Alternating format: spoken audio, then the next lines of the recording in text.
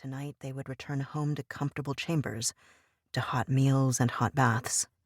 Then the second-class passengers started pouring in, and this time Tai saw some Asians, straggling and fearful, but mostly composed. At the base of the plank, a man in a pale green uniform waited. Next to him was an older, taller man in a button-down uniform, a couple of nurses, and a doctor. In the middle of all the incoming foot traffic, the group stood still, though the man in uniform paced back and forth slightly. He must be an immigration official, she thought. In other words, he would soon be her colleague. His pale red hair was neatly tucked into a cap, and the buttons on his uniform were crooked. The jacket fit too snugly on him.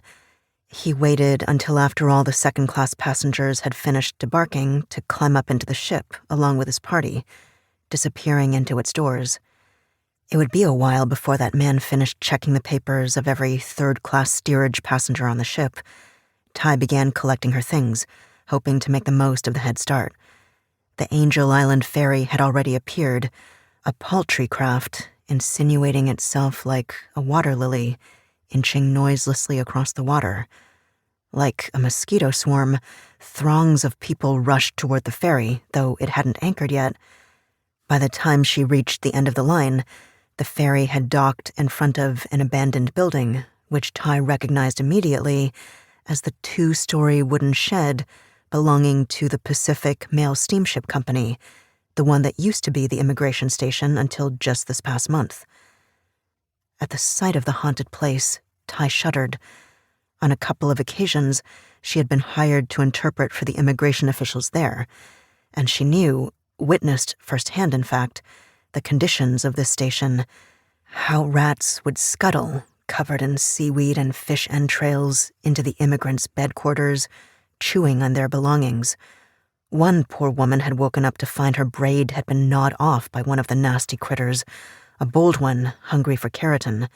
The whole building was a fire trap, with detainees packed up to 500 in one room. At night, some of them escaped from the windows, dangling from telegraph lines. When city officials decided to open the new immigration station on Angel Island, it wasn't due to the many complaints from detainees and their representatives about this shed's deplorable conditions. Rather, the move was because Angel Island was geographically inescapable. If any prisoner made the attempt, they'd have to plunge into freezing cold bay water and swim for miles, risking hypothermia and death. Now, through the mist, Tai could just barely make out the lonely shape of the island, flanked by Alcatraz's cannons and the lips of Tiburon's shoreline beyond the fog. The new immigration building, too, was a tinderbox waiting to catch fire. She wondered if it would be any more livable than the shed. When the ferry began admitting passengers, the line moved relatively fast, even with passengers carrying heavy leather suitcases and lugging steamer trunks. Tai climbed on board with her ticket and found a seat in the main cabin.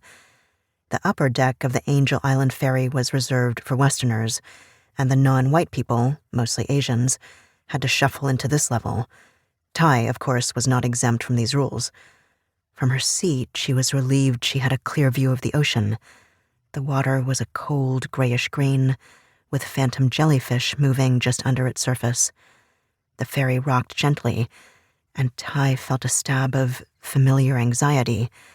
The last time she took such a vessel had been in the aftermath of the earthquake, when she had crossed San Francisco Bay to temporarily shelter in the East Bay.